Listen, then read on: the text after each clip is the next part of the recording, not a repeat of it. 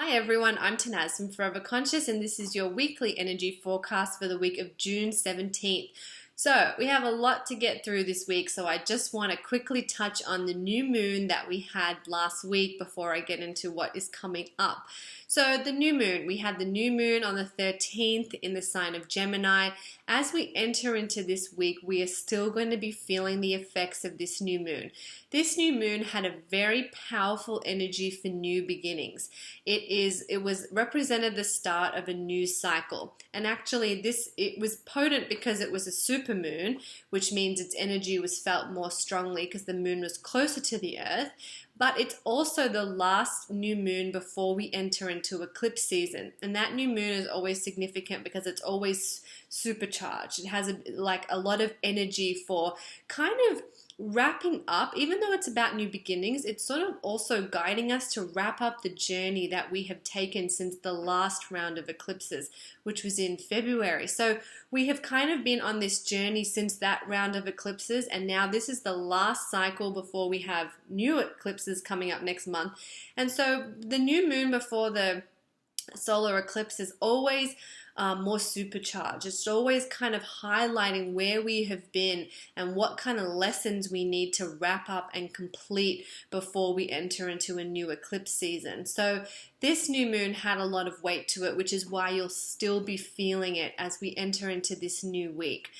Also this week, and sort of the biggest feature of this week, is the solstice. So on June 21st, we have the sun shifting into the sign of Cancer. So the sun moves out of the sign of Gemini into the sign of Cancer. Watery, intuitive, nurturing, compassionate Cancer.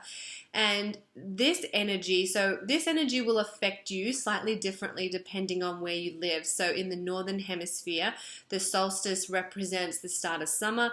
In the southern hemisphere, the solstice is the start of winter.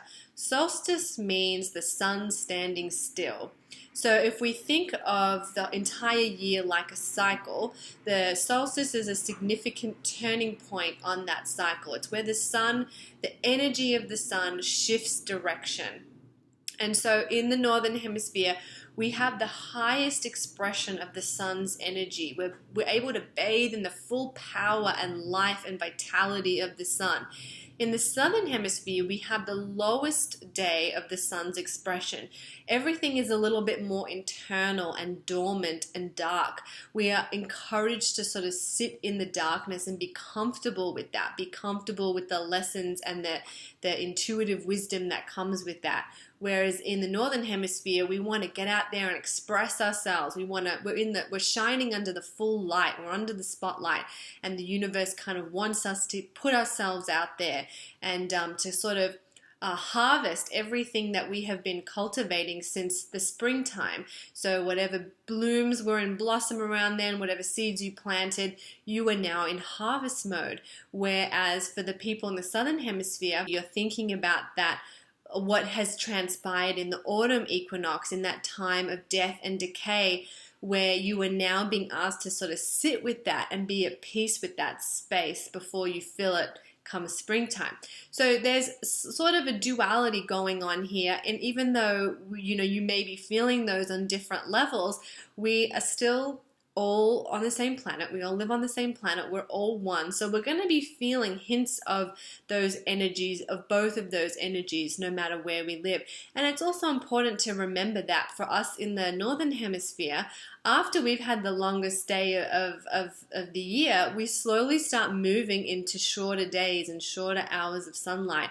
And just the same, in the southern hemisphere, we have the shortest day of the year, and so we start moving into longer hours of sunlight. So, it's about honoring where we are, but also respecting that not everything lasts forever, and there is always change, and Mother Nature is changing, and we are changing, and everything is growing and moving through this constant cycle of life, death, and rebirth. So that solstice energy is really the driving force for this week. And what's interesting is that just a few days after the solstice, we also have Mars going retrograde. Now, Mars retrograde happens every 1.5 years, so it's not as common as some other retrogrades. In fact, it's the second rarest retrograde. Venus retrograde is the most rare, and then next is Mars. Mars is the planet of action and energy, and it's already slowing down. It's already slowed down. It'll go retrograde on June 26th, so I will talk about it more next week. But what we can expect, so Mars is the planet of action, energy, forward movement. It has a lot of gives us a lot of motivation.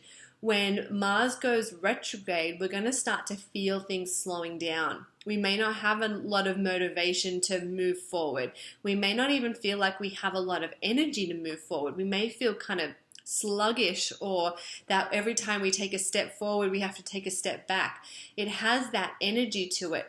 But the universe does this so we can look and learn from our past. This is a time to go over past actions, past attitudes, past beliefs, and really look and assess to see how they are serving us, how they are serving where we want to be. It's really a time to reflect and look over the actions that we've taken and whether or not they're something that we want to continue doing, or if there's something that we need to change. And actually, that's not just actions, it's thoughts, attitudes, and beliefs as well.